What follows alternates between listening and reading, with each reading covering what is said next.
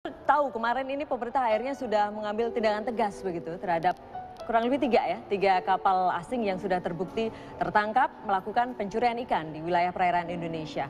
Kalau dari Bang Fadli, ini DPR akhirnya setuju juga nih ya dengan langkah pemerintah nih. Ya, Bagaimana Anda ini kan menanggapi ini? saya kira langkah pemerintah ini adalah satu langkah yang bagus. Setiap langkah yang bagus yang melindungi kepentingan nasional, melindungi kepentingan rakyat, ya mesti kita dukung gitu ya.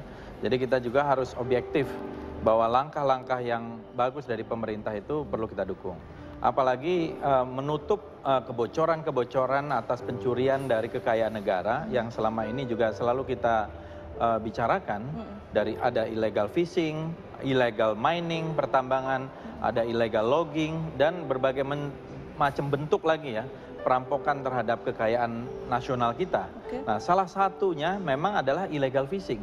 Dan itu nampak secara kasat mata ya, yaitu melalui kapal-kapal baik berbendera asing maupun berbendera seolah-olah berbendera Indonesia dengan modus yang macam-macam. Apakah tidak punya izin dan macam-macam yang jenis-jenis kapalnya juga beragam. Dari kapal-kapal kayu nelayan kecil sampai kapal-kapal besar, stroller segala macam itu yang modern yang bisa mengeruk jauh lebih besar. Nah, sepanjang tahun 2013 menurut catatan itu ada 58 kapal yang sudah ditahan. Nah, kemarin itu kalau tidak salah yang sudah ditahan 1 bulan yang lalu. Jadi saya pikir tadinya memang sedang berpatroli, kemudian ditangkap, ya, kemudian ditenggelamkan. Saya pikir begitu, tapi rupanya tidak. Itu adalah yang sudah ditahan 1 bulan yang lalu. Kemudian ada proses, kemudian ditenggelamkan dengan bahan peledak dan sebagainya. Menurut Anda sudah betul prosedurnya seperti itu seharusnya begitu? Atau? Ya, kalau menurut undang-undangnya sebetulnya dibolehkan menurut undang-undang perikanan. Jadi kami sangat mendukung langkah ini untuk menimbulkan mudah-mudahan efek jera. Dan mudah-mudahan ini bukan satu langkah hanya karena awal gitu ya. Tapi bagaimana penindakan terhadap dari yang sudah ditangkap. 3 dari 58. Dan bagaimana dengan kapal-kapal besar? Ini kapal-kapal besar ini sebenarnya. Kalau kapal kecil, ya tentu mencuri ikannya ikan-ikan kecil. Nah, bagaimana dengan kapal-kapal besar? Nah, kapal-kapal besar ini tentu yang dicuri juga ikannya ikan-ikan yang sangat besar dengan jumlah yang juga jauh lebih besar. Jadi saya kira pemerintah juga perlu mengkonsentrasikan untuk kapal-kapal besar ini. Oke. Gitu. Untuk kapal tidak hanya kapal kecil. Kemarin yang ditenggelamkan ini kapal-kapal kecil. Itu begitu? Kan sebetulnya masih perahu nelayan lah ya, masih kecil dari kayu dan sebagainya. Jadi tapi bagus. Langkah bagus. Sebagai awal kita harus apresiasi gitu. Baik. Kita di ujung telepon juga ada Pak Fuad Basyah selaku Kapus Pen TNI. Saya akan langsung sapa dulu ya. Pak Fuad, selamat malam. Selamat Baik, terima kasih Pak Fuad. Nanti kita akan berbincang lebih lanjut mengenai kemarin Pak Fuad sempat ada di lokasi juga ketika penenggelaman kapal tersebut Pak Fuad ya. Kami nanti akan berbincang dengan Anda lebih lanjut Pak. Sesaat lagi tetap bersama kami pemirsa. Terkait dengan langkah tegas pemerintah yang kemarin sudah menenggelamkan ada 3 kapal asing yang terbukti telah melakukan pencurian ikan di Kepulauan Riau, tempat yang kemarin yang ditenggelamkan. Saya akan langsung tanyakan dengan Kapus Pen TNI, Maijen TNI Fuad Basyah. Selamat malam Pak Fuad. Selamat malam Mbak, selamat malam Pak Marison, selamat malam Pak. Selamat malam Pak Fuad. Ya. Pak Fuad, ini kan memang langkah tegas pemerintah ini kemudian banyak diapresiasi begitu. Kalau dari TNI sendiri selaku kemarin yang mengeksekusi, ada kendala tidak di lapangan nih Pak Fuad? Dalam pelaksanaannya sebenarnya kita kendala ya Pak ya, karena ini kan begini, sebenarnya dari dulu dari laut juga banyak menangkap masalah kapal-kapal ini. Kemudian mungkin berbeda-beda kebijakan setiap pemerintahan. Kebetulan pemerintah sekarang mempunyai skala prioritas diantaranya itu dengan adanya poros maritim, maka mengoptimalkan ini pendapatan negara dari laut, kemudian masalah keamanan laut, masalah koordinasi di laut dan lain-lain. Ini yang sedang dioptimalkan. Sehingga TNI dengan adanya kebijakan itu kemarin kita memacu dengan penangkapan 3 kapal ini yang biasanya prosesnya sampai di atas 8 bulan gitu ya baru selesai. Nah kemarin kita kejar supaya segera dituntaskan. Jadi dalam 1 bulan sudah selesai. Nah sehingga eksekusi pun kita sudah gampang melaksanakannya. Begitu. Iya, iya. Pak, ini sebenarnya SOP-nya seperti apa sih kalau tadi Bang Fadlizon sempat mempertanyakan kenapa yang sudah 1 bulan lalu begitu kan, dipikirnya ini yang baru saja tertangkap, kemudian langsung ditenggelamkan gitu. SOP-nya seperti apa sih Pak Fuad sebenarnya? Jadi nggak bisa kita langsung tenggelamkan karena kan ada aturan-aturannya Mbak ya.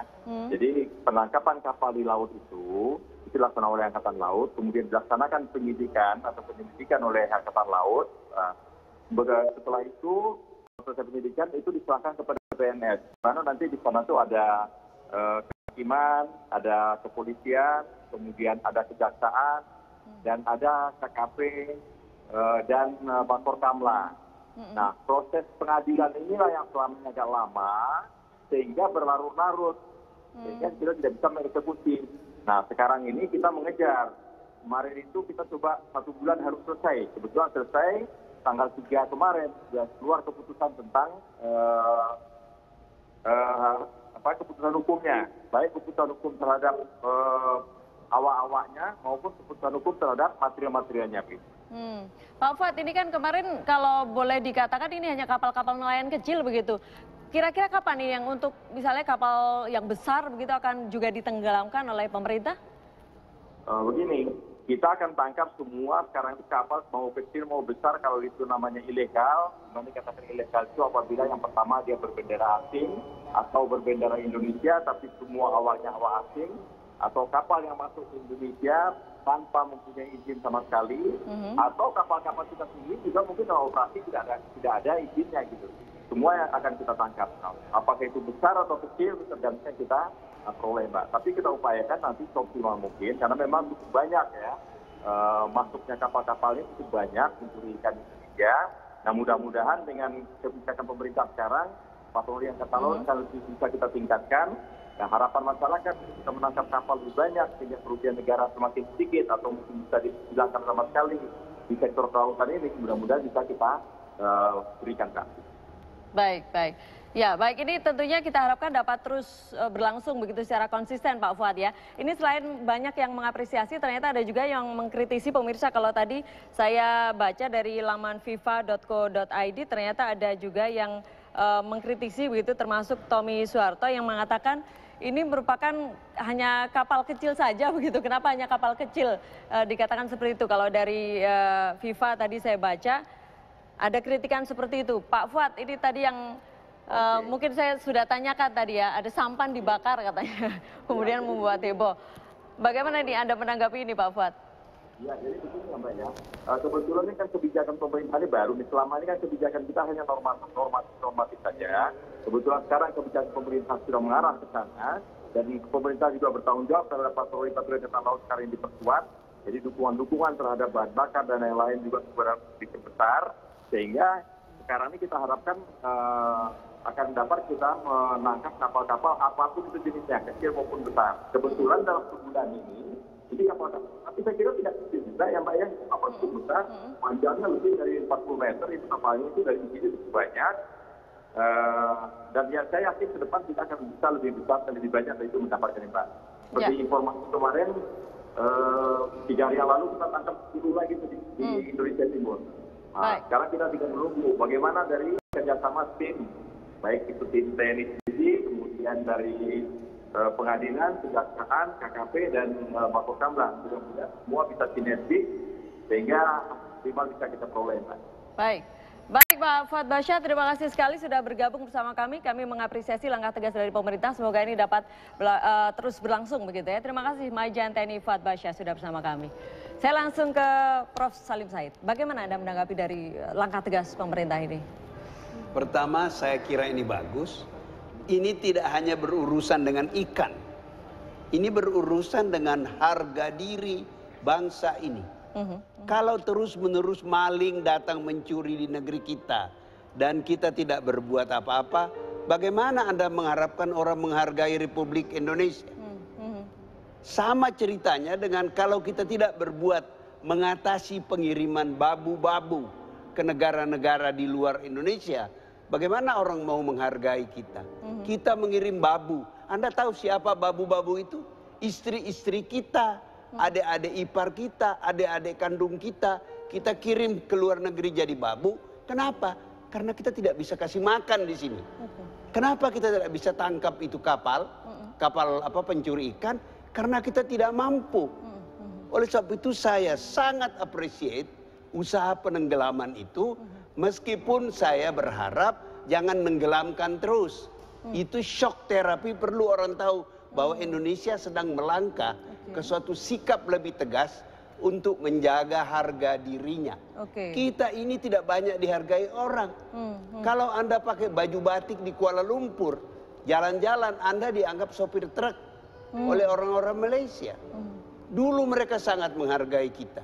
Sama saja di Saudi Arabia. Banyak tenaga kerja kita di situ, sehingga kita pun dianggap seperti sopir truk. Kita harus mengembalikan dignity kita, harga diri kita. Dan langkah ini saya kira penting. Masih ada hal yang harus diingat. Jangan lupa itu pembajak pirate di Afrika Timur Utara itu, Somali, itu terjadi karena ikan-ikan yang suka ditangkap oleh mereka dekat-dekat dihabisi oleh kapal-kapal besar yang menangkap ikan di situ. Karena mereka tidak bisa menangkap ikan lagi. Mereka tidak punya kapal seperti kapal asing yang datang menangkap ikan di situ. Mereka terpaksa harus jauh ke laut. Mereka nggak punya alat itu.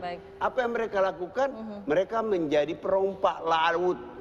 Kita nggak mau bangsa kita jadi perompak laut. Oleh sebab itu selamatkan ikan kita untuk nelayan-nelayan kita. Ada juga yang kemudian khawatir ini akan mengganggu hubungan bilateral dengan negara lain. Bagaimana tanggapan Anda nanti di segmen berikutnya, Prof? Biar kita bisa lebih panjang begitu ya. Di segmen berikutnya kami akan masih lanjutkan perbincangan ini, pemirsa.